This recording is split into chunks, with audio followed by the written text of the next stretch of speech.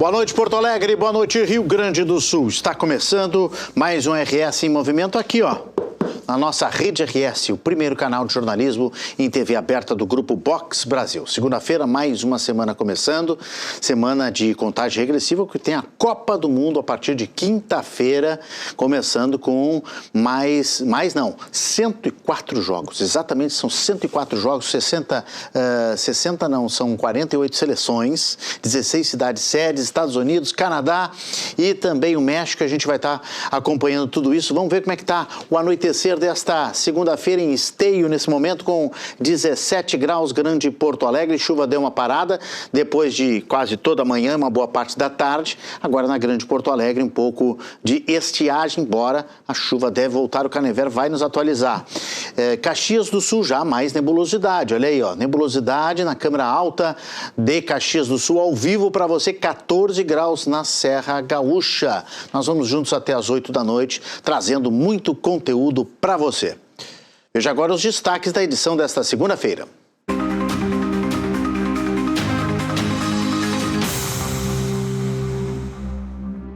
O Ministério da Saúde interrompe de forma temporária a vacinação contra a dengue com as doses do Instituto Butantan.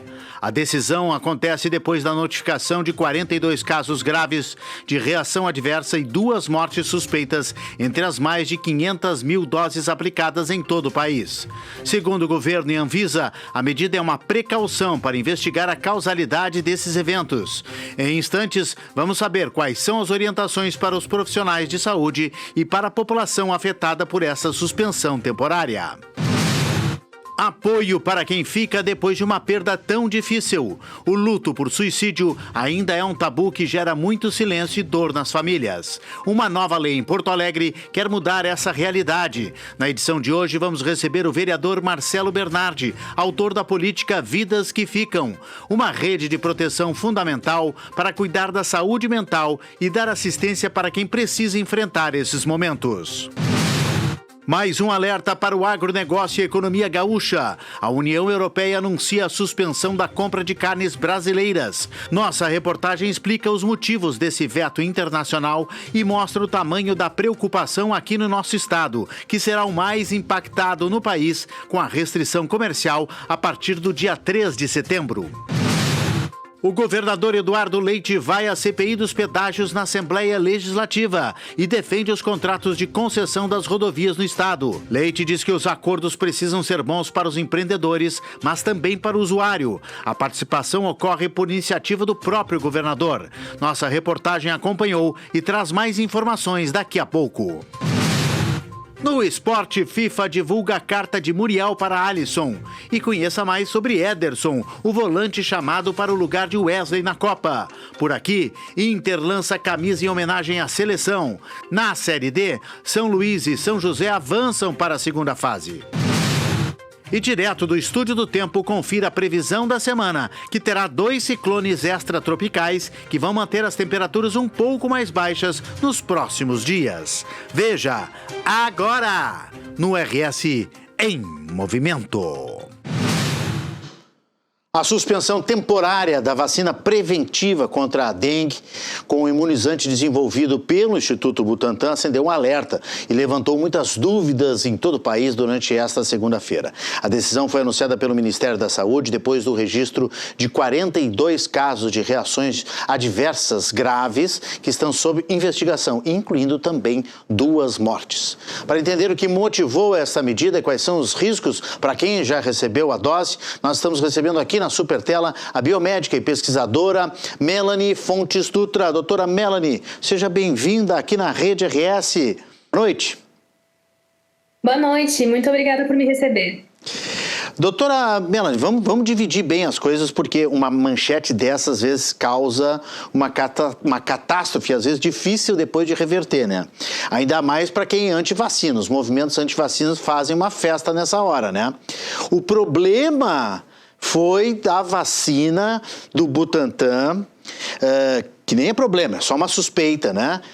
Que está sendo administrada em profissionais de saúde. Não é na vacina Qdenga, que é do laboratório Takeda, que está nos postos de Porto Alegre para a população que não é profissional, para as crianças, né, e adolescentes. É isso? Então, pessoal, para a gente começar, é bem importante fazer essa diferenciação mesmo. A gente tem hoje a Qdenga sendo administrada de uma forma mais ampla, no sentido de que já está nos postos para as idades recomendadas pelo Ministério da Saúde. Em contrapartida, a gente tem a vacina do Butantan, que foi aprovada recentemente. Ela começou a ser aplicada em estudos pilotos, principalmente em 3 regiões aqui do país, e também para profissionais de saúde. O alerta, que é um alerta preventivo, é um alerta que mais nos mostra a capacidade do nosso sistema de identificar esses sinais do que de fato alguma comprovação de que foi a vacina causadora. Esse alerta foi dado para a vacina do Butantan, onde a gente teve 3 casos que apresentaram reações um pouco mais graves, mas que ainda não tem confirmação de que a vacina foi a causa. E justamente essa pausa temporária na vacinação dos profissionais de saúde e nessas cidades piloto, principalmente, se dá para o Ministério da Saúde e todas as entidades envolvidas investigarem na minúcia para estabelecer se teve ou não alguma relação com a vacina e assim retomar essa vacinação ou estabelecer uma estratégia diferente para a sua continuidade. Então, são informações bem importantes da gente guardar aqui. É apenas sobre a vacina do Butantan, a Qdenga não tem nada a ver com o que está sendo noticiado hoje e, principalmente, não há relação estabelecida comprovada com a vacina nesse momento. É algo temporário e principalmente preventivo, mostrando o quanto o nosso sistema é capaz de mapear esses sinais e fazer uma rápida intervenção com transparência para fazer as investigações necessárias. As cidades que a senhora se referiu, né, onde houve vacinação em massa: Botucatu, em São Paulo, Maranguape, no Ceará, e Nova Lima, em Minas Gerais.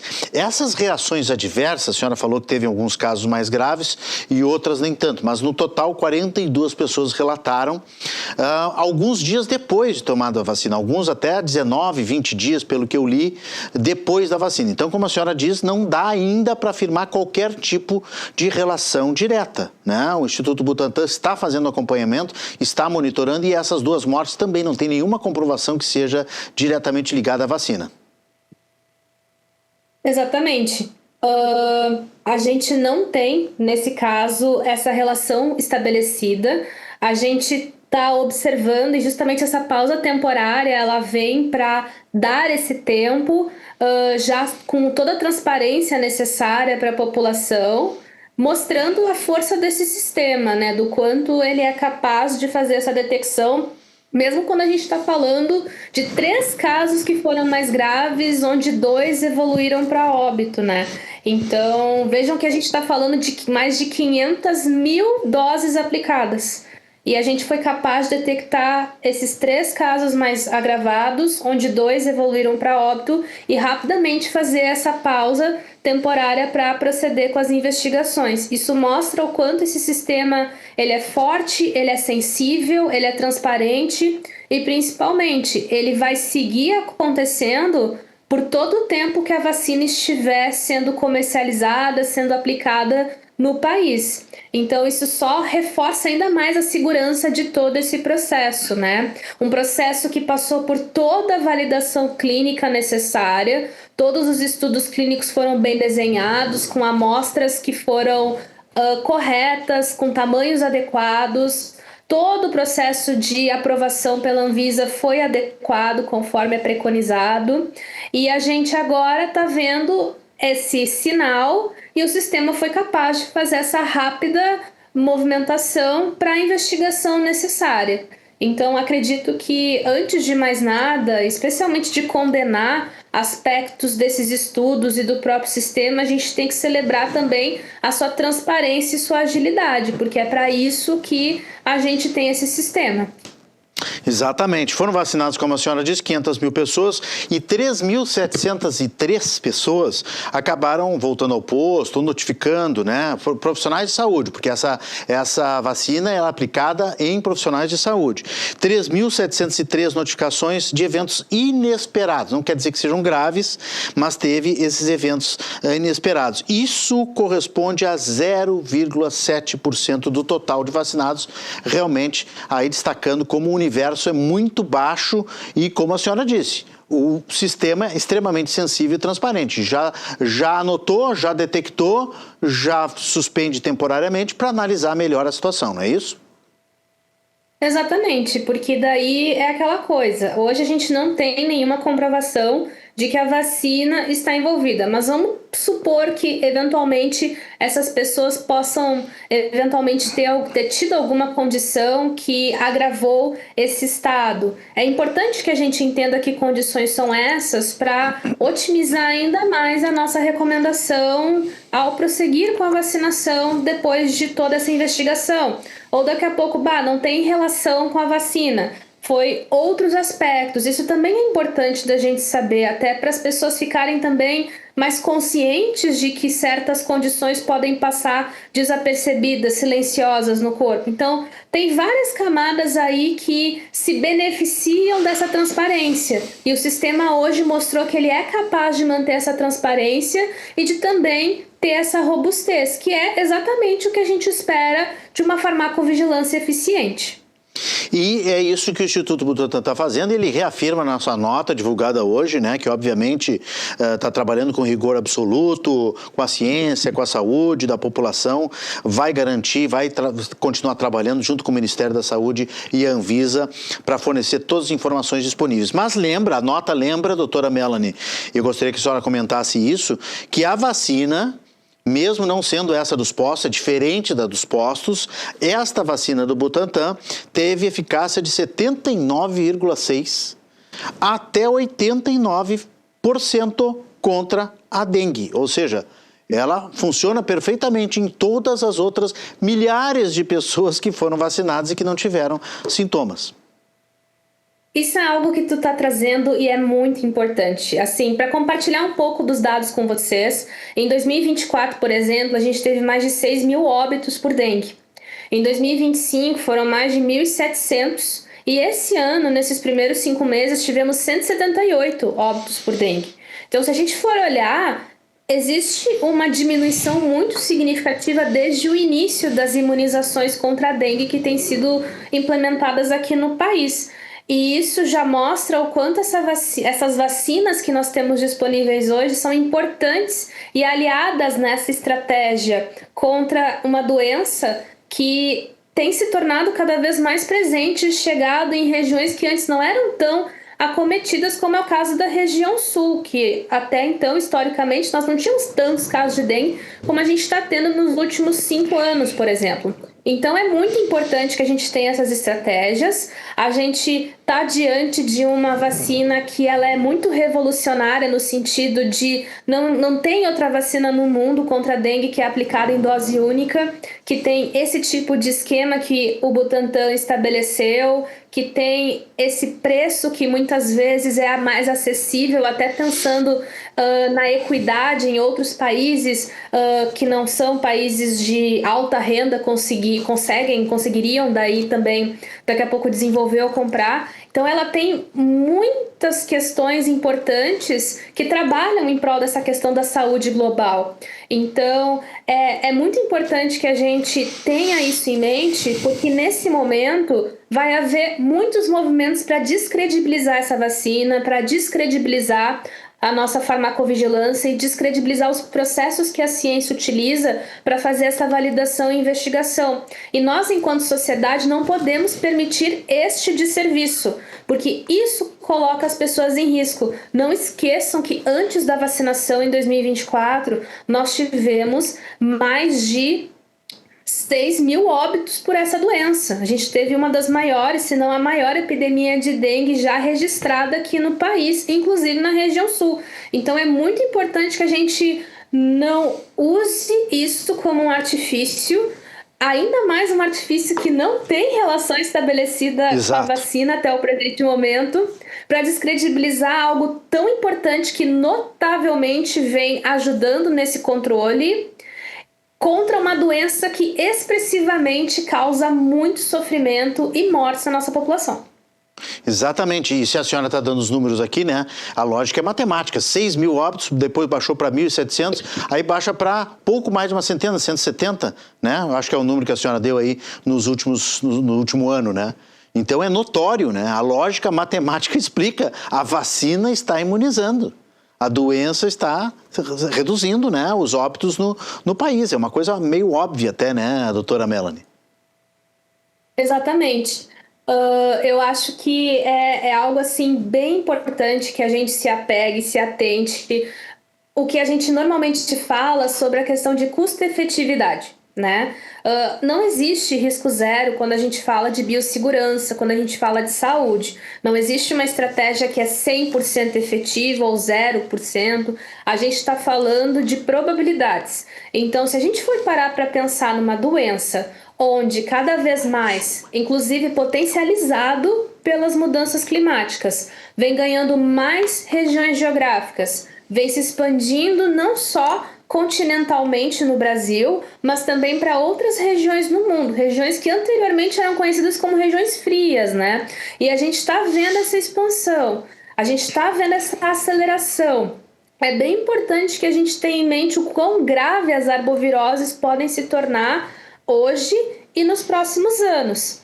E ter essas estratégias vacinais é extremamente importante. E a gente não está vendo isso pela primeira vez, sinais de alerta para essa vacina. A gente já teve para dezenas de outras vacinas que a gente hoje corriqueiramente usa e que esses sinais daqui a pouco se traduziram da gente entender que é importante aplicar mais em certas condições, ou daqui a pouco não tinha relação alguma mesmo com a vacina, então vamos retomar. Então, todo esse processo da farmacovigilância não é novo. O que está acontecendo com a vacina do Butantan não é algo inédito na história da nossa farmacovigilância. É inédito para essa vacina porque essa vacina é inédita, mas não é algo que a gente não viu para outras vacinas em outros momentos que Perfeito. Hoje a gente sabe que são muito seguras. Então, talvez a gente esteja mais atento, talvez, infelizmente, o movimento antivacina também tenha crescido e se vale desses subterfúgios para mentir para as pessoas, para enganar as pessoas. Então, é bem importante que a gente fique atento para não permitir ser enganado, né? A gente tem que estar atento e acompanhando as notícias, acompanhando as recomendações. Vai ter muita coisa que vai se desenrolar nos próximos dias, nas próximas semanas, mas sempre com senso crítico e se questionando se essas informações são realmente pautadas em dados oficiais ou se a gente não está vendo daqui a pouco pessoas se aproveitando desse cenário para desinformar. Perfeito. Só para fechar, doutora Melanie, queria que a senhora ajudasse aqui a orientar os nossos telespectadores, caso alguém, algum profissional de saúde, tenha sido imunizado com a vacina do Butantan, o próprio Ministério da Saúde está alertando para alguns sintomas, né, para monitorar durante algum tempo se a pessoa foi vacinada nos últimos 21 dias. Que aí é aquela febre, a dor abdominal, vômitos, tontura, sonolência intensa, enfim, tem que ficar atento a qualquer tipo de anormalidade, não é, doutora Melanie? Exatamente. Então, se tu recebeu essa vacina nesse período de 21 dias, a contar da data do seu recebimento, é importante observar se vai surgir uma febre mais persistente, dor abdominal intensa e contínua, vômitos persistentes, tontura, algum grau de sangramento ou sonolência intensa, sinais de desidratação, uma piora do estado geral. Se houver a manifestação desses sintomas, é muito importante que tu procure a unidade de saúde que tu recebeu a vacina, porque daí a unidade vai poder fazer todo esse acolhimento, esse acompanhamento, essa intervenção e também fazer a correta notificação para que essa farmacovigilância seja alimentada e se estude se há alguma relação estabelecida ou não com a vacina, né? Então, Perfeito. acaba trabalhando para esses dois lados, para alimentar o sistema que é importante para proteger a todos e para acolher esse caso e fazer todo o manejo para que ele se recupere. E isso é uma coisa importante, né? A gente teve esses 3 óbitos, a gente teve 3 óbitos, não, esses 3 casos graves com 2 óbitos e 42 eventos que foram noticiados pós-vacinação. Só que esses 42 hoje, eles foram acompanhados, eles se recuperaram, eles estão sem sequelas. Então isso é muito importante também de deixar claro, né? Em muitas manchetes vai aparecer, foram 42 casos, né, de eventos que foram associados, que podem ter associação com a vacinação, né? 42 desses eventos adversos, e destes, 2 evoluíram para óbitos, um teve esse caso mais grave, mas se recuperou, 2 evoluíram para óbitos. Esses 42 se recuperaram, eles estão sem sequelas, estão sem nenhuma normalidade. Então, é isso também, né? A gente está tendo essa notificação, mas foi realmente esses 2 que chamou a atenção, e vejam bem, 2 que evoluíram para óbito já foram suficientes para pausar temporariamente a vacinação num país de dimensão continental onde mais de 500 mil doses foram aplicadas. E isso é muita sensibilidade. Então a gente tem que olhar para isso também, né? Doutora Melanie Fontes Dutra, muito obrigado pela entrevista conosco aqui, participação conosco na Rede RS. Até uma próxima oportunidade. Muito obrigado. Até, e fico à disposição. Boa noite. Boa noite. A biomédica e pesquisadora Melanie Fontes Dutra, falando aqui no RS em Movimento, e vamos deixar bem claro mais uma vez, essa vacina que foi pausada, essa vacinação, não é a que está nos postos de saúde em todo o Brasil, inclusive aqui em Porto Alegre, no Rio Grande do Sul. Não é. Essa vacina é outra, é a vacina que estava sendo aplicada para profissionais de saúde, que é fabricada pelo Instituto Butantan, que está analisando, pausou e está analisando a situação. A outra vacina para a população continua sendo administrada normalmente, é a Qdenga do laboratório Takeda do Japão, e que não há nenhum evento adverso registrado. Tá bem? Tá bem registrado, né?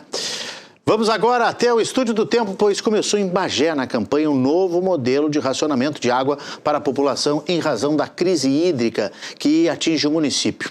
E tem a formação também de 2 ciclones extratropicais que vão trazer chuva ao estado. Boa noite, Lucas Canever.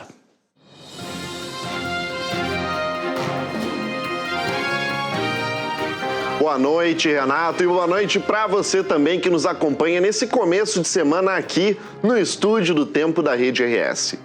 Eu começo falando sobre a crise hídrica de Bagé, lá na região da Campanha, que colocou em prática hoje as novas medidas de racionamento de água por causa do baixo nível dos reservatórios. Com as novas regras, Bagé, que está dividida em 2 setores, vai ter abastecimento de água durante 8 horas por dia em cada setor do município. No setor 1, a água vai ser entregue das 4 horas da manhã até o meio-dia. Já o setor 2 vai ter abastecimento das 4 horas da tarde até a meia-noite. A medida é necessária por causa da forte e persistente estiagem, que reduziu de forma significativa o nível de água nas barragens que abastecem o município. Os dados mais recentes mostram a gravidade da situação. O reservatório do Piraí está com cerca de 3,70 metros abaixo do nível considerado normal. Agora, a barragem de Sangarrasa, que é a principal fonte de abastecimento da cidade, está 9,30 metros abaixo do nível normal. Diante da gravidade, a Prefeitura também mantém restrições ao uso da água, como a proibição de lavagem de veículos, calçadas e fachadas de prédios. Agora eu falo sobre a chegada da instabilidade aqui no Rio Grande do Sul, que é o resultado da formação de 2 ciclones extratropicais sobre o Oceano Atlântico ainda nessa semana. O primeiro deve se formar na madrugada dessa terça-feira e o segundo mais no fim da semana. Os 2 devem trazer chuva e nebulosidade ao Rio Grande do Sul e não tem previsão de frio nos próximos dias. Rajadas de vento mais fortes devem acontecer só no litoral, chegando até os 70 km por hora. Agora falando de terça-feira. O sol aparece entre nuvens e tem uma chance baixa de chover de forma fraca em alguns pontos do centro do estado, do sul e também aqui na região metropolitana. No geral, não são esperados grandes acumulados, menos de 5 milímetros. Isso deve acontecer principalmente ao longo da madrugada e da manhã. Na quarta-feira, o tempo melhora. O dia vai ser nublado com chance de garoa só em alguns pontos isolados do norte e do noroeste do território gaúcho. Na sexta-feira, o segundo ciclone extratropical deve se formar e trazer mais chuva para o Rio Grande do Sul. Mas a gente fala mais sobre isso ao longo dessa semana. Vamos focar nessa terça-feira e ver como o tempo deve ficar amanhã em algumas cidades, começando lá pela Serra Gaúcha. Caxias do Sul deve registrar marcas que vão dos 6 até os 18 graus, tempo nublado ao longo da tarde, mas com chance de chuva no começo do dia. Gramado na Serra também deve enfrentar esse cenário, só que lá a temperatura vai dos 7 até os 17 graus. Ao norte do estado, Passo Fundo deve registrar máximas de 18 graus e mínimas de 9. Por lá não deve chover. Em Santa Rosa, esquenta um pouco mais, com máximas de até 21 graus e mínimas de 12, também previsão de tempo nublado. Lá na fronteira oeste, vamos para Uruguaiana, que deve registrar marcas que vão dos 10 até os 18 graus nesta terça-feira. Em Bagé, que a gente falou agora há pouco, vamos ver como é que fica o tempo lá amanhã. Previsão de mínimas de 10 graus para essa terça-feira, com máximas que chegam até os 17 e, infelizmente, para a região ainda não tem previsão de chuva. No centro do estado, em Santa Maria, a temperatura vai dos 9 até os 17 graus e lá também tem chance de chuva fraca ao longo do dia, mas principalmente na primeira metade. Ao sul do estado, em Pelotas, as mínimas ficam ao redor de 9 graus, com máximas que podem chegar até os 17, previsão de tempo firme. Em Torres, litoral norte, cidade que faz divisa com Santa Catarina, lá as mínimas ficam ao redor dos 12 graus, com máximas de até 22 e tem uma previsão de chuva por lá também. E aqui em Porto Alegre, a capital dos gaúchos, o dia deve ter temperaturas que vão dos 14 até os 19 graus, bem parecido com hoje, com essa previsão de chuva passageira na primeira metade do dia. E por hoje é isso, pessoal. Eu vou ficando por aqui, mas amanhã eu volto com mais previsão do tempo. Uma boa noite.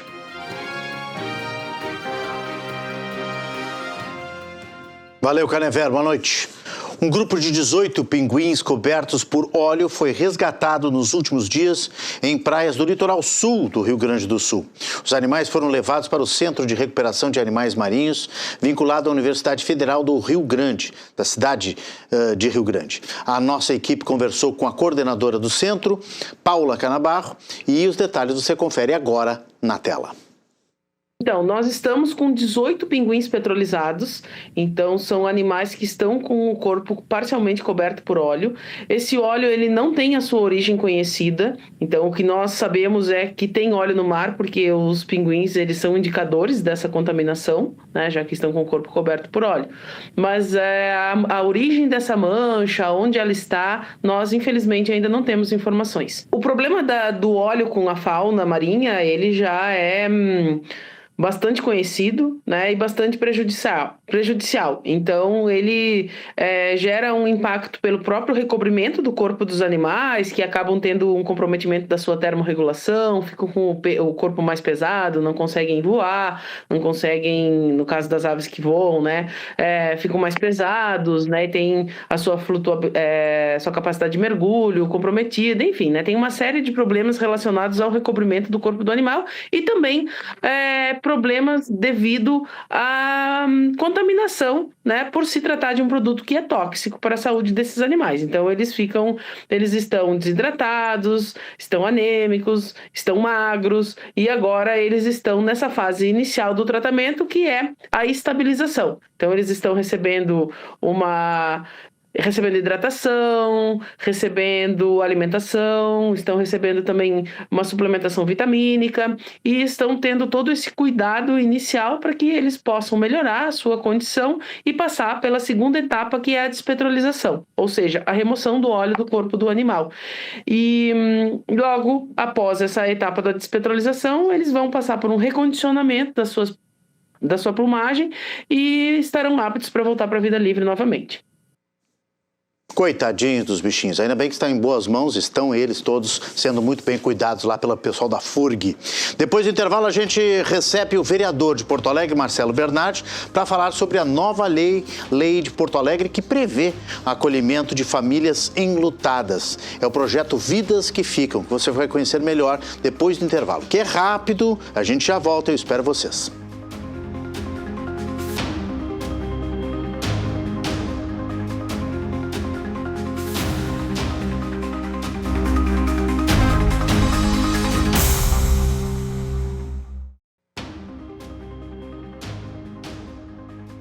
Estamos de volta com o RS em Movimento aqui na Rede RS, o primeiro canal de jornalismo em TV aberta do Grupo Box Brasil. Perder alguém já é uma experiência dolorosa, mas quando essa perda acontece por suicídio, muitas famílias também precisam lidar com silêncio, com preconceito, a culpa e a falta de apoio. Aqui em Porto Alegre, uma nova lei quer mudar essa realidade, criando uma rede de acolhimento para quem precisa enfrentar o luto. Para falar sobre essa iniciativa e sobre a importância de cuidar da saúde mental das famílias após uma perda tão traumática, nós estamos recebendo aqui nos estúdios o vereador Marcelo Bernardi, autor do projeto que deu origem à política Vidas que Ficam. Vereador, seja bem-vindo ao RS em Movimento, boa noite, muito obrigado pela presença. Muito obrigado, Renato, pelo convite e dizer o quanto é importante colocar para a população que esse projeto ele vai passar a existir, sim. Ele já foi a todos os telespectadores aí que estão nos assistindo. É um projeto que ele foi construído através da dor das pessoas. Então, eu vim agora no carro falando com o meu assessor Felipe, que é diferente tu fazer um projeto baseado em livros, em estatísticas, né? Mas também eu acredito que seja muito mais qualificante, a gente dá qualidade para esse projeto quando a gente viveu. Muitos até não sabem, mas eu também sou um enlutado.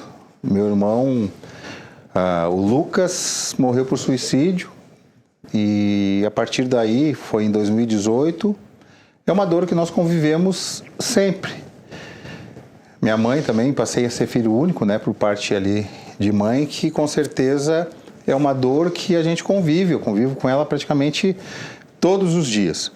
E também a Samanta, que é uma amiga, ela se tornou uma amiga nossa, uma psicóloga, que também viveu esse luto, que viveu essa perda. Samanta Cittart. Isso, Samanta Cittart. Que ajudou o senhor a construir esse projeto. E ela sentou, nós nos debruçamos, conheci ela através do Felipe, que trabalha comigo, e ela me apresentou um projeto que seria importante, porque foi construído já, ela viveu e viu a dificuldade, a diferença também, eu já percebia isso, porque os enlutados, eles são tão invisíveis. E as pessoas, muitas vezes, o que nós percebemos também, que praticamente, eles são condenados aos familiares, muitas vezes amigos, como culpados. É esse sentimento que as pessoas muitas vezes servem. E a partir daí nós começamos a construir esse projeto da melhor forma de acolhimento. Não só da porta de entrada, que ela é muito importante, essa porta de entrada. Inclusive, hoje estive reunido na Câmara lá com o secretário Fernando Ritter, para falar da saúde, para falar sobre esse projeto que nós precisaríamos sentar para colocar já em prática, porque a importância dele, inclusive o centro de governo aqui, o secretário André Coronel também nos agradeceu por ser um projeto muito importante de reconhecimento para o município de Porto Alegre, porque em nenhuma capital do Brasil tem um projeto desse. Nós estamos sendo pioneiros nesse projeto. Muito bom. Que realmente ele cuida das pessoas, da vida das pessoas que perderam algum ente querido. Então, com certeza, a assistência social também, já entramos em contato com o secretário Matheus Xavier, porque também a assistência social tem que estar junto para ser essa porta de entrada. E nós não queremos inventar a máquina, Renato. A máquina já existe, só que nós temos que mudar os fluxos, entendeu? Porque quando tem uma família, tem alguém referente à perda, a porta de entrada tem que ser totalmente diferente, entendeu? Porque nós não podemos deixar escapar. O tratamento, né, o acolhimento tem que ser diferente. Não, nós não podemos deixar escapar. Semana passada agora... a família, desculpa lhe cortar, vereador, só para complementar, porque o senhor abriu o seu coração, contou a sua experiência, ela é toda impactada, a família é impactada de uma forma brutal. E às vezes a pergunta, ela é repetida, né? Ano após ano, o que aconteceu, por que aconteceu? Às vezes não se chega a um porquê, né? E a própria Samanta, quando a lei foi sancionada lá na prefeitura, o relato dela foi, olha, porque muitas vezes quando perguntam como aconteceu, por que aconteceu, volta tudo, sabe? Aquela questão... Aquele sofrimento. Sofrimento, aquele sentimento.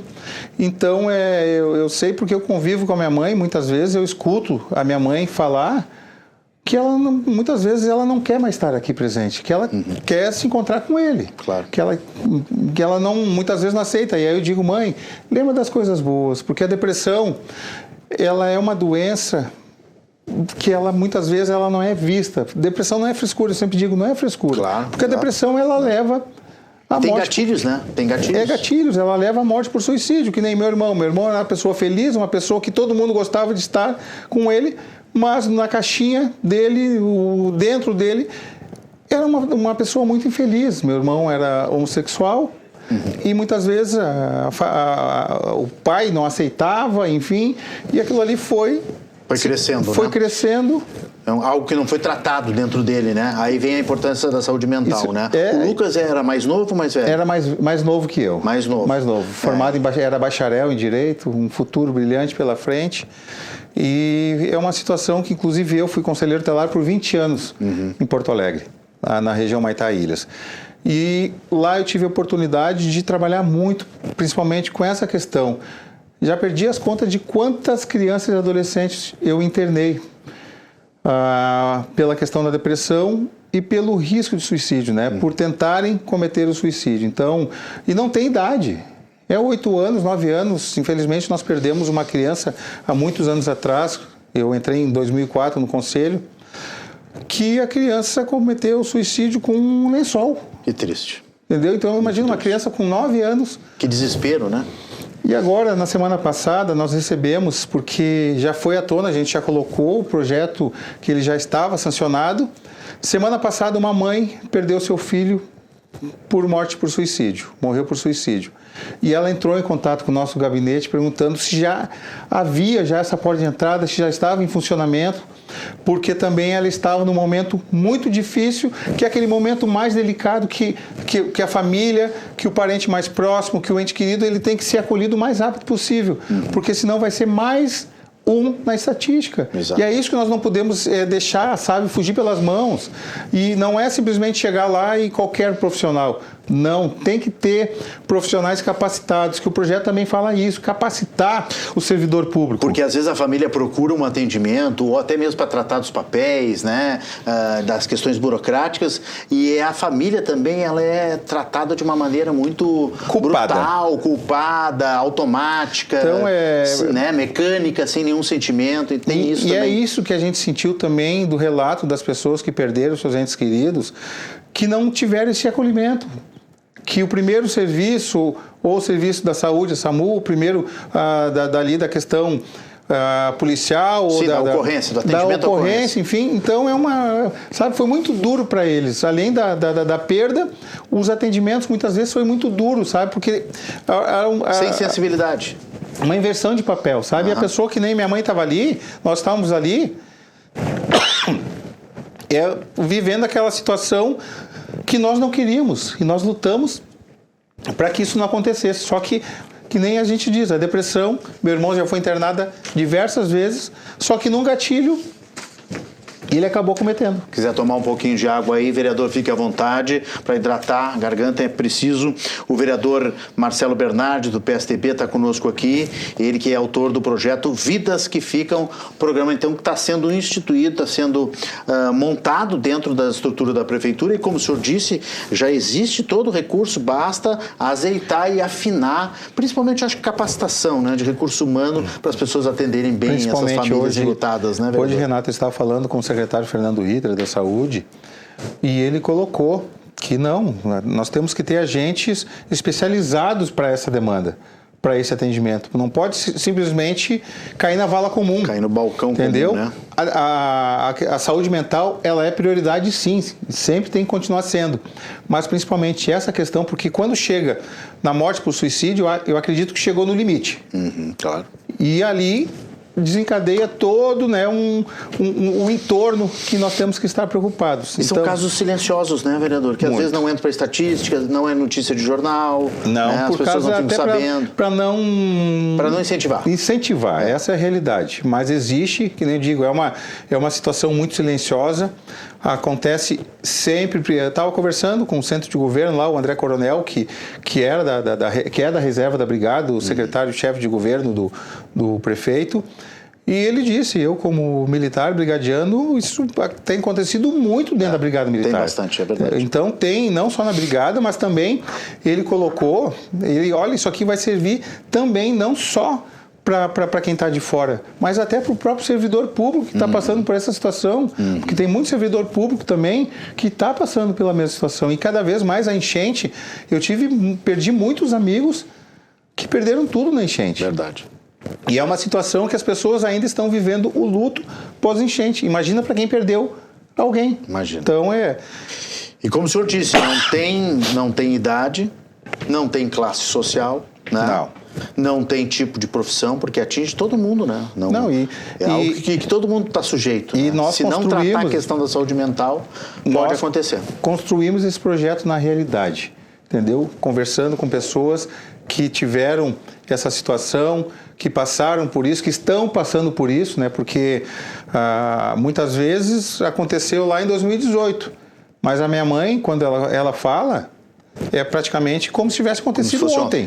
Eu imagino. Entendeu? Então, a dor para uma mãe, para uma esposa, não cessa nunca, Não cessa, é uma dor que... Vereador, qual é a ideia? É ter dentro dos postos de saúde um setor específico para isso, ou um telefone? Como é que seria a praticidade, vamos dizer assim, das dúvidas que ficam? As portas de entrada seria, sim, a saúde. As unidades de saúde, posteriormente os CAPs, né? Os CAPs já têm um atendimento, mas tem que ter, sim, um atendimento prioritário e especializado para essas famílias, amigos, enfim, do entorno, e também os CRAS, né, que também é a porta de entrada. Então, esses serviços principais, tanto da saúde como das assistentes sociais, eles vão servir de porta de entrada para poder atender e despachar. Entendeu? Porque nem o CRAS. O CRAS, ele recebe as demandas e encaminha para o serviço. Então, nós não podemos perder tempo para essas situações, principalmente quem perdeu e recentemente ainda, né, que precisa ser tratado o mais rápido possível.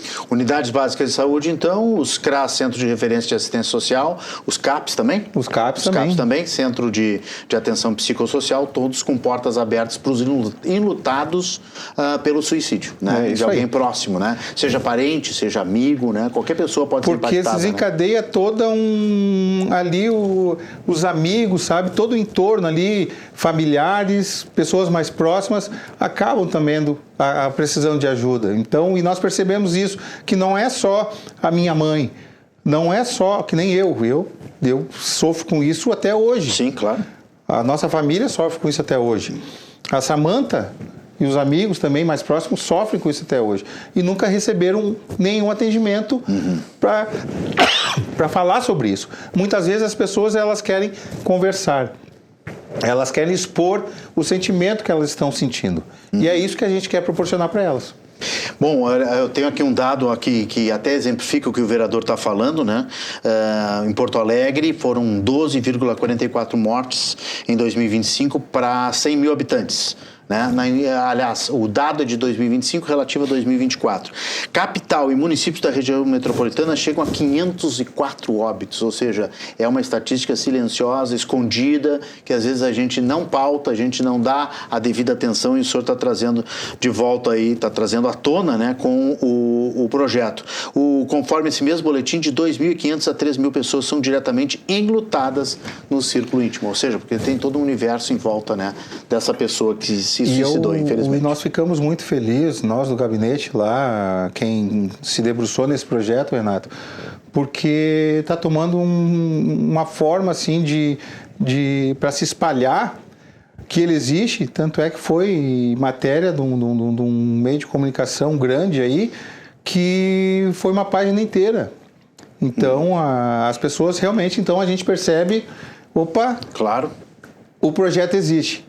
E nós vamos precisar, porque todos têm uma situação parecida na família.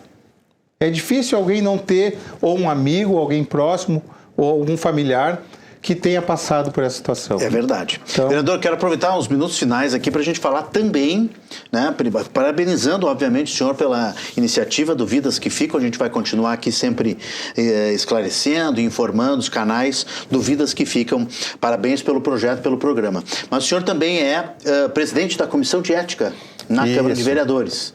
Fui eleito semana passada, Renato. E já caiu no seu colo um caso rumoroso, que é aquele caso que nós documentamos aqui, mostramos aqui na nossa reportagem, que a vereadora Juliana de Souza estava falando numa sessão polêmica, e aí o vereador Mauro Pinheiro, ela que é do PT, o Mauro Pinheiro do PP, né, retirou o microfone da vereadora Juliana e ela levou o caso adiante e acabou chegando na Comissão de Ética. Como é que está tramitando esse caso aí? Quais são os passos? Hoje nós tivemos ali a eleição e a posse do vice-presidente, que ficou o vereador Odaciro Liboni. Tá? Então, a partir de agora, que nós vamos tomar agora a comissão constituída, né?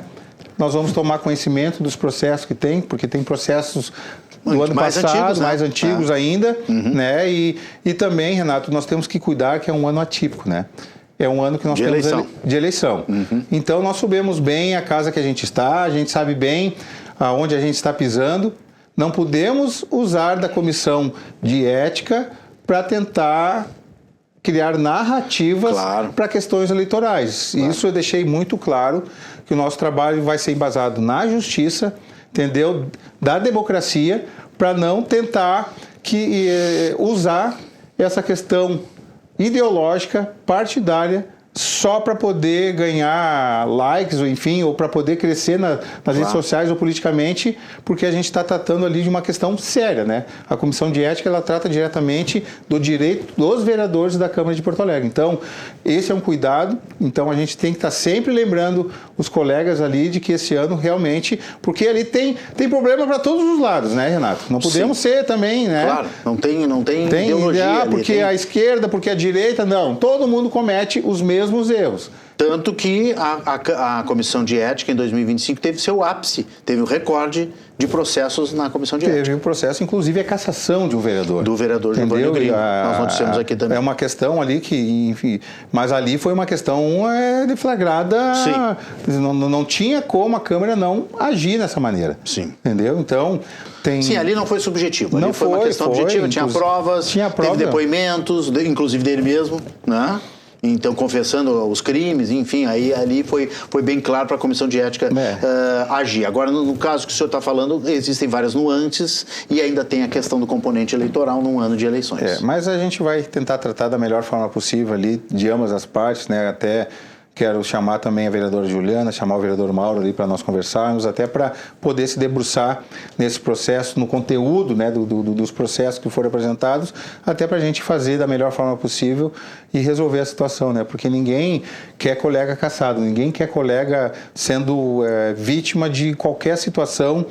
Não a gente quer que a Câmara trabalhe, faça o seu trabalho. Claro. Entendeu? Que não perca tempo. Eu digo, muitas vezes, Renato, é uma das questões que eu coloco na Câmara, inclusive nas minhas falas, a Câmara de Porto Alegre perde muito tempo discutindo Brasília. Nós temos que discutir os problemas aqui. Muitas vezes... Tem isso, né? Muitas vezes nós vamos... Uma sessão vai iniciar às 5 horas da tarde. A Câmara de Vereadores de Porto Alegre ela é criticada por isso. Por não falar tanto de Porto Alegre. Falar do resto do mundo. Os problemas, a dona Maria quer saber se o problema dela do esgoto vai ser resolvido. É isso aí. Entendeu? Então é isso que eu tenho batido bastante, é isso que eu tenho lutado para que senão... Mas agora, infelizmente, essa é a realidade da nossa política, né? Então, cada vez mais está piorando mais ainda. E fala em política, as pessoas, infelizmente, elas têm uma visão totalmente... Existem políticos bons? Existem. Existem políticos ruins? Claro. Existem. Entendeu? Mas a gente tem que... Infelizmente, a gente está pagando pelo cenário que está no Brasil afora aí. Vereador Marcelo Bernardi, muito obrigado pela visita aqui à Rede RS. Parabéns mais uma vez pelo programa Vidas que Ficam e estamos sempre à disposição. E gratidão, Renato, pelo convite. Um tema tão importante que impacta diretamente a vida das pessoas. Exatamente. Então, com certeza, sempre que convidar, estarei Cancelo tudo que tiver para poder estar aqui. Obrigado, viu, vereador? Obrigado Bom trabalho lá na acolhimento. Câmara. Deus abençoe a todos. Grande abraço. Vereador Marcelo Bernardi, PSDB, falando aqui no RS em Movimento. A União Europeia confirmou que vai suspender a compra de carnes e outros produtos de origem animal do Brasil a partir de 3 de setembro. O motivo foi o fato do Brasil não ter comprovado, dentro do prazo, o cumprimento das regras sobre o uso de antimicrobianos na produção animal. O veto preocupa o setor agropecuário do Rio Grande do Sul, estado que será mais impactado pela decisão. Os detalhes você confere agora na tela. O veto europeu atinge carnes bovinas e de aves, além de produtos como peixes, mel, tripas, ovos, gemas e carne equina. A justificativa apresentada pelo bloco é que o Brasil não conseguiu comprovar, dentro das exigências europeias, a rastreabilidade e o cumprimento das normas relacionadas ao uso de antimicrobianos na produção animal, medicamentos utilizados no tratamento de doenças causadas por micro-organismos. Os antimicrobianos são medicamentos veterinários utilizados para combater doenças, mas que eles têm um efeito secundário em alguns medicamentos de promover o crescimento. Então, o animal se alimenta melhor, fica mais saudável, ganha peso mais rápido. Qual é o problema? Se tu usa isso de uma maneira terapêutica para promover o crescimento, tu pode acabar fazendo uma seleção aí que nem a gente vê no hospital, bactérias super resistentes, um cenário parecido pode ocorrer. Então, a União Europeia proíbe esse tipo de prática. Qual o problema? Nós não fazemos esse tipo de prática aqui no Brasil, no Rio Grande do Sul, mas o problema é conseguir provar para os europeus. Então, conseguir a rastreabilidade na cadeia e mostrar que isso não é uma prática recorrente ou que seja uma prática comum no Brasil e no Rio Grande do Sul, essa é a questão principal. Segundo a Federação da Agricultura do Rio Grande do Sul, o Brasil foi notificado em 2024 pela União Europeia sobre a nova exigência. Acredito que houve uma falha por parte dos órgãos nacionais que deveriam ter nos adaptado a isso com muito mais proatividade, com muita mais antecedência para adequar isso para poder atender essa exigência dos europeus, porque é um mercado bastante importante, é um mercado relevante. A decisão preocupa o setor produtivo porque a União Europeia é o segundo maior destino das exportações do agronegócio brasileiro e gaúcho, atrás apenas da China. No Brasil, a suspensão pode afetar cerca de 8,6% das exportações do setor para o bloco europeu. Já o Rio Grande do Sul deve ser o estado mais impactado, com quase 16% das exportações comprometidas. É uma participação elevada, não é uma parte pequena da nossa pauta exportadora. É quase 16% de todo o agronegócio que a gente exporta para a União Europeia neste ano de 2026 está dentro desses itens afetados. Então, é uma participação muito grande. Para o Brasil, percentualmente é menor, mas em questão de volume, de montante, óbvio, para o Brasil ser muito maior, é um valor expressivo. Mas o Rio Grande do Sul está mais exposto a esse problema do que a média brasileira. Até setembro, o governo federal e as entidades representativas da produção rural devem intensificar o diálogo com as autoridades europeias na tentativa de evitar prejuízos comerciais. Para a Farsul, existe a possibilidade de reverter a situação. Possibilidade os próprios europeus falaram que caso a gente consiga nos adequarmos, não entraria em vigor essa suspensão. Hoje, o que eu posso falar é que a CNA, Confederação Nacional da Agricultura, que a Farsul faz parte, né, somos integrantes da CNA, a CNA está trabalhando muito duro, conversando com os seus pares europeus, conversando com a Comissão Europeia e uma série de entidades e órgãos para tentar adequar essa situação. Então, assim, talvez pelo lado do privado a gente consiga uma situação melhor, mas é uma situação realmente muito delicada. Para as adequações necessárias, é um prazo curto. Setembro é um prazo curto. Então, não sabemos como é que vai ficar isso. E, assim, é uma pena, uma lástima que nós tenhamos sido notificados em 2024 como governo e que até agora e agora explodiu isso, e a gente está vendo aqui que 16% do que o Rio Grande do Sul exporta para a União Europeia está comprometido caso isso entre em vigor. Assunto para Irineu Guarnier Filho, que já está comigo aqui na bancada. Boa noite, Irineu, seja bem-vindo. Boa noite, Renato. A gente já tinha falado, né, desse veto. Desse possível veto. Este assunto. Aí decorreu esse prazo aí que o Brasil tentou, né, comprovar que os antimicrobianos não estão na carne que vai para a União Europeia, como tu bem explicaste aqui no RS em Movimento. Venceu esse prazo e a União Europeia mais uma vez reforçou o veto a partir de 13 de setembro. Mas a esperança não está perdida, ainda tem a possibilidade. Isso? Continuamos negociando, o Brasil vai continuar fornecendo mais informações. Por enquanto, a União Europeia não se contentou com as informações que o Brasil enviou, não considerou que essas informações sejam comprovação suficiente para comprovar que não são utilizados essas substâncias na carne brasileira. A BPA se manifestou sobre isso, a Associação Brasileira de Proteína Animal, dizendo que o Brasil, sim, informou, que prestou todas as informações. Então, agora está esse jogo de empurra, né, que a carne que vai para a União Europeia, que é vendida para a União Europeia, não tem esses antimicrobianos, né, Irineu? Não, os produtores garantem que não, né? A BPA, a Associação Brasileira de Proteína Animal, que responde pela indústria brasileira, diz que não, garante que não, né? E a gente que acompanhou isso muitos anos no campo, sabe que não é assim, não se utilizam isso. Até porque esses produtos custam muito caro, né, Renato? Imagina num rebanho de mais de 200 milhões de cabeças, se você for utilizar esse produto, quanto o produtor vai gastar com isso?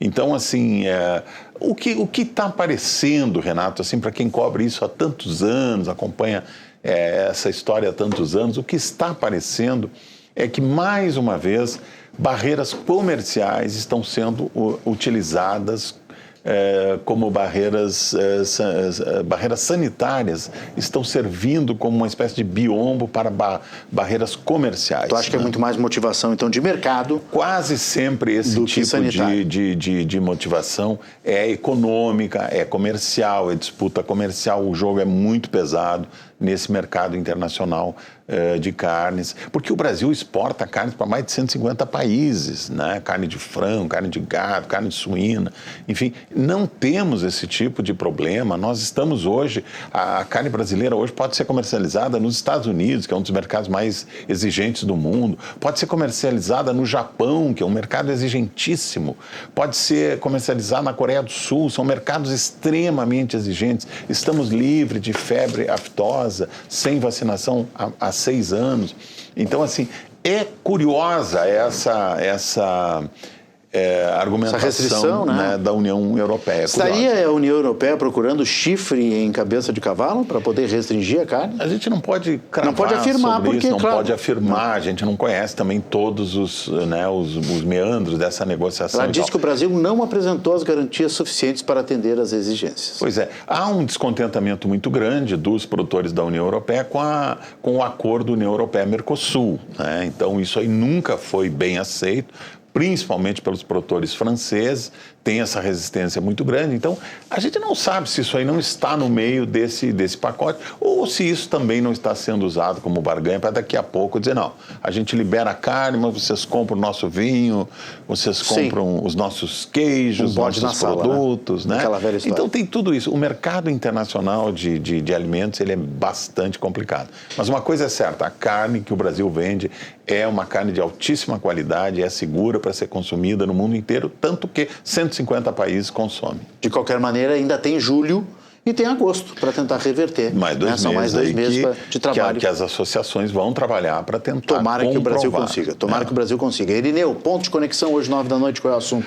Hoje, Renato, vamos falar sobre um assunto interessante, né? Dizem que jornalista só gosta de dar más notícias, mas não, a gente gosta de dar boas notícias. Eu sempre repito isso aqui, a gente gosta de dar boas notícias. E o tema do nosso programa de hoje é uma boa notícia. Um ranking internacional classificou 5 universidades brasileiras como estão entre as 2 melhores universidades do mundo. Né? Então, são aqui, eu tenho aqui a relação delas. Uma primeira é a Universidade Federal do Rio Grande do Sul, a URGS, né? Seguida pela Universidade Federal de Pelotas, a Universidade Federal de Santa Maria, aqui a nossa PUC, a Pontifícia Universidade Católica do Rio Grande do Sul, e a Universidade Federal do Rio Grande. Elas estão entre as 5 melhores do mundo. Então, isso nos enche de orgulho, saber que nós temos aqui um nível de ensino superior que orgulha esse estado. Coisa né? boa. Quem são os teus convidados? Vamos assistir na tela aqui? Vamos conferir na tela? Vamos conferir lá na tela. Aí, ó. Hoje nós vamos receber aqui, Renato, porque esse é o mas que bancada de peso, Irineu. Já estou vendo ali, ó. Ali, ó, a reitora da URGS, né? Márcia Barbosa. A reitora da UFPEL, a professora Úrsula Rosa da Silva, e o vice-reitor da FURG, né? O professor Ednei Gilberto Primel. Então vamos ter um timão aqui, um timaço de reitores, né? de alto nível, dessas universidades que devem ter muito a nos ensinar. Né? Muito bom. Irineu, bom programa, até logo mais. Obrigado, Renato. 9h, ponto de conexão com Irineu Guarnier Filho. As inscrições para o Enem 2026 foram prorrogadas e agora poderão ser feitas até a próxima sexta-feira, dia 12 de junho. As inscrições devem ser realizadas através da página do participante no site que está na tela ali, ó, enem.inep.gov.br, a página do participante. O pagamento da taxa de inscrição, que é com o valor de R$ 85,00, para quem não tem isenção, pode ser feito até o dia 17 de junho. As provas serão aplicadas em todo o país nos dias 8 e 15 de novembro. Neste ano, estudantes matriculados no 3º ano do ensino médio contam com a inscrição automática, mas precisam confirmar a participação na página do participante neste mesmo site que está na tela, você está vendo aí. Depois do intervalo, a gente vai falar sobre a seleção brasileira, a nova camisa do Inter e muito mais na sessão de esporte aqui do RS em Movimento. A gente volta em seguidinha, eu espero vocês.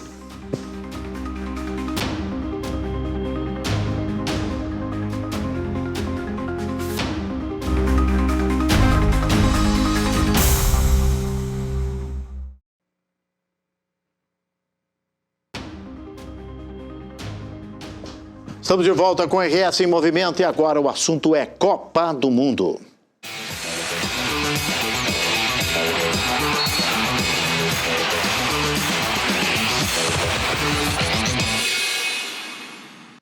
A caminho da recuperação. Rogério Amaral, boa noite, seja bem-vindo. Boa noite, Renato Martins, já liberado pelo departamento médico. Liberado pelo DM, tá bom. Dá para jogar uns 15 minutos, mais ou menos. Tu tá que nem o Neymar, né? É o que o Neymar vai aguentar, mais ou menos, acho que é uns 15 minutos. Não sei, o Neymar nem 15 minutos, pelo menos pro primeiro jogo, não. Eu me recuperei mais rapidamente. Eu acho que sim, está muito melhor. A voz ainda, a gente tem que dar uma trabalhada, mas vai. O Rogério está se recuperando. Rogério, nós estamos numa semana muito importante, que é a semana de Copa do Mundo, né? Abertura na quinta-feira. E o Brasil estreando. 3 países. Já tivemos a experiência anteriormente em 2002 da Copa ser realizada em 2 países, Japão e Coreia do Sul. Agora vamos ter essa experiência de 3 países, México, Estados Unidos e Canadá. E para a próxima Copa nós vamos ter a experiência de 3 continentes. Que coisa. Mas vamos deixar para mais adiante. Aí a gente tem tempo ainda para comentar. Esta Copa são 104 jogos, são 48 seleções, 16 cidades sede. É um recorde, é uma coisa incrível. São 16 horários, eu estava lendo hoje de manhã, 16 horários, faixas de horários. Porque tem a questão dos fusos, né? Sim, então um jogo que é 1 hora no outro país pode ser às 2 da tarde. Mas não precisa nem ser em outro país. No próprio Estados Unidos, vai de uma costa para outra, mudou de costa leste, claro, costa oeste já mudou de meridiano, né? Então já muda o horário. Mas enfim, e o Wesley foi cortado por lesão na coxa esquerda. E a gente vai conferir então com o Lucas Canever esses detalhes do Ederson na tela.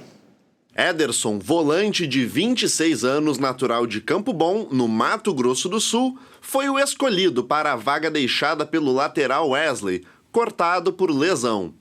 O jogador do Atalanta ganha a oportunidade de disputar uma Copa do Mundo após boa temporada no futebol italiano. Elogiado pela saída de bola e vitalidade física, fez 41 jogos, 3 gols e 2 assistências. As boas atuações renderam a presença do volante entre os 55 nomes da pré-lista da Copa. Antes da convocação, Ederson já tinha vestido a camisa da seleção em outras 3 oportunidades em 2024. Contra a Colômbia, na Copa América, contra a Argentina pelas eliminatórias e no amistoso contra o México. Conhecido no futebol brasileiro, o volante foi revelado pelo Desportivo Brasil de São Paulo e jogou pelo Cruzeiro, Corinthians e Fortaleza. Ederson foi recebido hoje por Carlo Ancelotti e deve começar os treinamentos junto com o resto do grupo ainda essa semana. A alegria do Ederson, hein? Chegando. Sem dúvida alguma. E a tristeza do Wesley, mas é jovem, o Wesley tem oportunidade. Agora eu vejo que a questão da convocação, o Wesley é lateral direito e foi convocado um volante. Aliás, é um excelente volante, tanto que o Ederson está inclusive para se transferir do Atalanta para o Manchester United. Olha só. Já que o Casemiro está deixando, o Casemiro, titular da seleção brasileira, deixando o United, e aí o Ederson deve ser o substituto. E é um volante, como disse o Canevera aí na reportagem, ele é muito jogador de movimentação, atrás e na frente. Chega, marca gols, parecido com outro volante que já está na seleção, que é o Danilo do Botafogo. Certo. Tá? E por falar em Danilo, por que o Ancelotti não convocou um outro lateral para o lugar do Wesley? Primeiro porque os laterais direitos aqui não estão numa boa fase. Começar pelo que já foi convocado, Paulo Henrique do Vasco, não vive uma boa fase. E depois, ele tem no grupo um zagueiro ou 2 zagueiros, um zagueiro que é o Ibañez, que joga também de lateral, num dos amistosos já jogou como lateral, nesse último jogou como zagueiro, e tem um lateral que agora joga há muito tempo como zagueiro e que nesse último amistoso jogou como lateral, que é o Danilo, do Flamengo. Então, me parece que nesse aspecto aí está muito bem preenchida essa possibilidade de quem vai ocupar a vaga na lateral direita deixada pela lesão do Wesley, pelo Wesley lesionado. E pode contar com mais um jogador de meio campo que, sem dúvida alguma, é importantíssimo para a seleção brasileira, e esse é o Ederson, que eu acredito que, se tiver oportunidade, também vai se apresentar bem. A gente tem algumas avaliações aí, alguns comentários do Carlo Ancelotti. Vamos ouvi-lo? Vamos lá. Vamos conferir o técnico da seleção brasileira na tela. Hendrik tiene esta calidad, es muy potente, muy bien posicionado na área, tem oportunidade, marcou, um jogador importante para nós, tem que seguir. Eu acho que todos os jogadores são importantes, com diferentes características. Mateo pode ser que não finaliza como o Hendrik, mas é muito importante para a construção do jogo. Bom, eu tenho a escalação inicial para jogar contra o Marrocos, sim, a tenho, a ideia é clara. Eu acho que a dupla Vinícius-Rafinha funcionou muito bem, porque combinaram bem, tivemos oportunidade daquela posição. Eu acho que o partido dos dois foi muito bom. Marquinhos e Gabriel são indiscutíveis para o próximo jogo. São os jogadores que jogaram até o último jogo na final da Champions e agora não estão 100%. Han treinado muito com a equipe, então próximo uma semana de tempo vamos treinar bem e eles vão estar preparados para o jogo. Ancelotti informando aí a primeira resposta toda. era sobre o Hendrik, né, que entrou muito bem nesse jogo, marcou o gol que foi o gol da vitória, né, da seleção brasileira, e é uma possibilidade também. Não sei se pelo esquema de jogo que pretende o Ancelotti, o Hendrik comece jogando já contra o Marrocos na primeira partida, mas é um jogador que com certeza vai ter oportunidades. E depois essa questão, né, do Marquinhos. Eu tenho uma preocupação com o Marquinhos. O Marquinhos é um excelente jogador, não há dúvida alguma, no PSG, os títulos conquistados, mas é um final de temporada europeia e o Marquinhos já não é mais um garoto. E o lance que ele fez nesse jogo, que ele atrasa mal a bola, ok, foi ocasional, fortuito, pode ser, mas também pode ser alguma coisa de desgaste e cansaço de final de temporada. Vamos torcer para que tenha sido simplesmente um lance que tenha sido ocasional. Muito bem, tem um vídeo agora que a gente vai assistir do goleiro Alisson Becker, o goleiro gaúcho, né? Acho que de Novo Hamburgo. É de Novo Hamburgo, quer comentar em seguida, porque é um vídeo muito legal, um vídeo que chega a emocionar. Acho que não só colorados, mas os gaúchos de maneira geral, né? Vamos assistir, depois a gente comenta. Alisson Becker, na tela. E aí, mano? Mais uma convocação, mais uma Copa. O grande sonho. No mesmo lugar que vi pela primeira vez o Brasil ganhar uma Copa, com o nosso ídolo e referência no gol. Passa um filme na cabeça, assistindo junto com o pai e a mãe a Copa de 98, na casa da Tiani, quando o Taffarel defendeu os 2 pênaltis e o Brasil venceu a Holanda. E o pai enfia a cara dentro do bolo de laranja. E depois da Copa de 2002, onde levantamos de madrugada para torcer para o Brasil, comendo bolachas, bolos e cereais. Testemunhamos juntos o Brasil ser penta e depois íamos na rua, no portão da casa da avó ou na garagem repetir os lances dos jogadores e heróis do Brasil. Assim como sempre fizemos quando morávamos no Mundo Novo, jogando no campinho, campão de terra ou na sala onde o pai defendia o gol embaixo do sofá e nos divertíamos juntos tentando fazer o gol nele. O nosso Taffarel, aquele grande herói. No nosso quarto, dando pontes em cima da cama, onde o quarto era minúsculo, mas a nossa imaginação e sonho eram enormes. E talvez até mesmo impossível. Será? Nada impossível ao que crer. Vai lá, gigante. Viva o nosso sonho, desfrute e lidere. Tudo que viveu te preparou para esse momento e saiba que estarei sempre junto contigo, nem que seja assistindo o teu jogo a milhares de quilômetros. Comendo alguns doces. Com amor, do seu irmão Muriel, Gustavo Becker. Observação. A camiseta é para te lembrar que tu estás aí realizando o nosso grande sonho. Que nada é impossível. Muriel.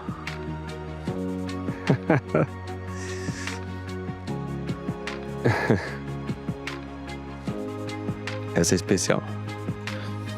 E é especial ter essa lembrança. Muito obrigado aqui por dar essa lembrança de que a gente não simplesmente representa os nossos sonhos individuais ou nossas ambições na carreira ou o desejo de fazer história pela nossa nação, que já é suficientemente grande, né? Mas a gente carrega o sonho da nossa família, né? Dos meus filhos, da minha esposa, citados aqui meu irmão, meus afilhados, minha cunhada, né? Meu falecido pai, minha mãe e de todo brasileiro, né? Acho que carregamos o sonho de todos.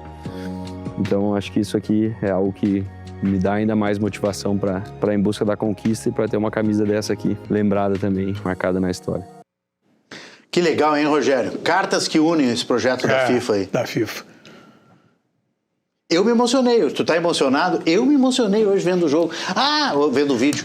O Renato é colorado e tal. É um vídeo extremamente emocionante. Eu já coloquei esse vídeo nas minhas redes sociais também.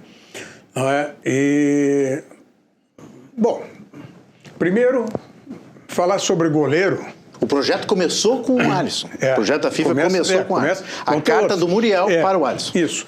Lembrando que o Alisson foi jogar no Internacional quando o irmão mais velho, Muriel, já jogava no Internacional. Exato. Não é? E aí, o Alisson recebe essa camiseta, como fala na carta o Muriel, do nosso ídolo, que é do Taffarel. Foi a camiseta do Taffarel em 94. Então, realmente... E o que eu quero falar sobre o Alisson é algo impressionante da crônica do centro do país. Porque tem muitos colegas cronistas que criticam o Alisson. Ora, o Alisson, o Taffarel foi em 90 e não foi campeão, ele foi ser campeão em 94. O Alisson teve 2 Copas do Mundo onde não jogou sozinho. Quem sabe ele precise ter um título mundial para que seja aceito por alguns colegas do centro do país. É verdade que é a minoria, mas eu vejo uma minoria que não embasa, né, os seus comentários para fazer, né, do Alisson isso que dizem que é um goleiro que não tem momentos decisivos. Olha, pelo amor de Deus, o que o Alisson fez, não só no Internacional, já fez, né, jogando pela Roma e agora pelo Liverpool, é o goleiro mais vitorioso do Liverpool. Verdade, sabe? Então tem coisas inconcebíveis muitas vezes, mas aí é de cada um, cada qual, e eu torço muito para a seleção brasileira, mas torço especialmente por esse menino aí que é o Alisson. Verdade. Vamos encerrar vendo a camiseta, né, do Internacional lançada hoje, que homenageia justamente a seleção brasileira. Olha aí na tela, lançamento com o símbolo do Inter, mas em cores verde e amarela, Rogério Amaral. Que bacana, hein? Essa empresa de material esportivo, que é do Internacional, é do Cruzeiro, do Flamengo também. Isso. Não, ela lançou essas camisetas aí da seleção, mas não com o escudo da seleção da CBF, né? E sim com o escudo de cada um dos times. Tanto o do Flamengo quanto o do Cruzeiro, os escudos são na cor azul. Uhum. Porque azul, Brasil, tal, aquela história. Sim. O do Internacional, evidentemente, que não poderia, pela nossa rivalidade, ser azul. Então é verde e amarelo, que também ficou bonito, extremamente representativo. Ficou bonito. Muito bem. Rogério vai se recuperar durante a semana, melhor ainda, vai trazer cada vez mais a sua voz possante. E aí nós vamos falar de curiosidades, que eu tenho algumas curiosidades. O pessoal já levantou aí que, como tu falou do Japão e da Coreia em 2002, sim, foi a última vez que o Brasil ganhou. Então, agora de novo são 3 países. Então, o pessoal acha e muita deles coincidência. Onde o Brasil já ganhou, que foi os Estados Unidos em 94. E tem muita coincidência aí que o pessoal está cavocando para saber. Tem até os Knicks, né? Sim. Que são os Knicks, na verdade, que estão lá na NBA, que estão na final. Vão decidir antes, 3 vezes para não atrapalhar. E 3 vezes estavam na final quando o Brasil ganhou. Também. Então o pessoal vai encontrando as coincidências. Mas volta amanhã. Te cuida, Com Rogério. certeza. Melhoras. Obrigado. Nesta tarde, o governador Eduardo Leite compareceu à CPI dos pedágios da Assembleia Legislativa em um dos momentos mais aguardados dos trabalhos da comissão. O depoimento foi marcado por questionamentos sobre o modelo de concessões de rodovias do Estado, por embates entre governo e a oposição. Vamos assistir na tela. A presença de Eduardo Leite ocorreu em meio à reta final da CPI dos pedágios. Durante a oitiva, o governador foi questionado pelos deputados sobre os contratos de concessão, a definição das tarifas e os critérios adotados pelo governo para a implantação de novos pedágios. Também foi solicitado para suspender os blocos 1 e 2 e revisar o bloco 3. Nós temos obras previstas para daqui a 19 anos, com tarifas absurdas no bloco 1 e no bloco 2. Portanto, nós estamos numa situação, e no bloco 2, ao final, uma situação onde o bloco 2, o edital recentemente, o leilão anunciado, ele registrou o interesse de ninguém. Não há nenhum interesse no bloco 2. Nenhum interessado.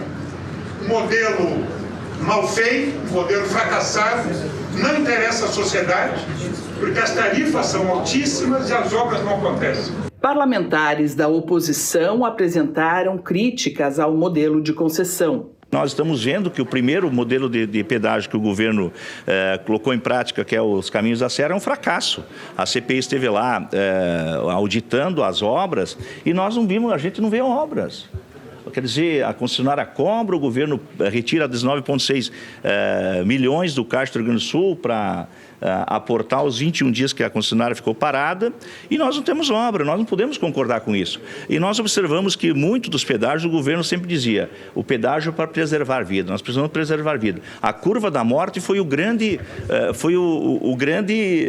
ponto da construção de pedágio na Serra Gaúcha. Nós estivemos lá, a curva da morte deverá ser entregue agora no final deste ano. Nós não encontramos uma máquina.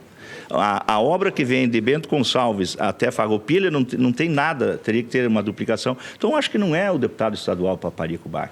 Nós, os gaúchos, não podemos concordar com isso. Uma das obras mais importantes, que é a duplicação da 122, São Vendelino, Farroupilha, acabar com a curva da morte, deveria ser entregue no final desse ano. Não tem nada, nenhum canteiro de obras. Portanto, o governo deveria ter vindo aqui e justificado por que o contrato não foi feito e como esse contrato será feito. As obras têm que ser executadas. Mais de 100 quilômetros de acostamentos contratados, nada foi feito. Parece que alguns deputados não circulam pelo Rio Grande do Sul. Eu imaginava que estivessem circulando mais nas suas bases, conversando com as pessoas. Podem discordar de vários pontos, mas dizer que não há duplicação é uma mentira, que não pode ser tolerada. Não admito, não é verdade. Está lá, a obra entregue, né? E várias outras obras acontecendo. Agora, de fato, tantas outras obras no plano original deveriam ter sido entregues esse ano, vão ser entregues no ano que vem. Há um deslocamento do prazo por conta da calamidade que aconteceu lá em 2024. Sim, teremos um atraso de 12 a 15 meses, teremos atraso de 12 a 15 meses em obras que são esperadas há 40 anos em algumas localidades. O governador defendeu o projeto como necessário para garantir investimentos e melhorias na infraestrutura rodoviária do estado. O governador iniciou o depoimento ressaltando que foi até a CPI de forma voluntária e que, por lei, o Legislativo não tem poder de convocar o Executivo. Porque o Parlamento não trouxe o governador aqui. O governador se ofereceu ao Parlamento para vir aqui e faz toda a diferença. Toda a diferença. Este governo não hesitou, sob a minha liderança, de enfrentar os temas mais crônicos do nosso Estado. E sempre o fez com diálogo, e sempre fez indo àqueles que se interessavam no debate. Para fazer as reformas mais profundas, que equilibraram as contas do nosso Estado, que reduziram as despesas com a própria máquina do Estado, nós precisávamos enfrentar temas sensíveis, como reforma na Previdência e nas estruturas administrativas, nas carreiras. Eu não convidei simplesmente os sindicatos para virem conversar comigo e com o governo. Eu fui até os sindicatos, eu fui até as associações, eu fui na sede de cada uma dessas entidades para apresentar a eles o que desejávamos fazer. Então, nunca nos furtamos a debater, a discutir, mesmo naquilo que nós temos de divergência. Não seria diferente aqui. Esta comissão não tem o poder de convocar o governador, segundo o entendimento da jurisprudência consagrada no Supremo Tribunal Federal, mas eu não me escondi atrás desta prerrogativa. Eu me ofereci para vir aqui. O depoimento acontece em um momento de forte debate sobre o futuro das concessões rodoviárias no Rio Grande do Sul e pode ter impacto nos encaminhamentos finais da comissão. Nos próximos dias, a comissão deve avançar na elaboração do relatório final, que poderá apontar conclusões e recomendações sobre o processo de concessão das rodovias gaúchas. Estarei entregando em mãos ao governo um projeto de lei que eu protocolei agora pela manhã aqui na casa, que prevê a constituição de um fundo estadual para obras. Então, nós temos que o governo utilize os 3 bilhões de reais que já estão em caixa para fazer as obras que são as mais urgentes e o restante que a gente possa aprovar a lei aqui e trazer os recursos para dentro desse fundo para continuar fazendo obras no Rio Grande do Sul. O RS em Movimento fica por aqui. 9 da noite tem o Ponto de Conexão com Irineu Guarnier Filho. Calma, Renato Martins. Irineu Guarnier Filho. Sorte, saúde, sucesso. Espero vocês amanhã, 6h30 da noite, aqui, ó, na tela da Rede RS. Obrigado pela audiência e até amanhã.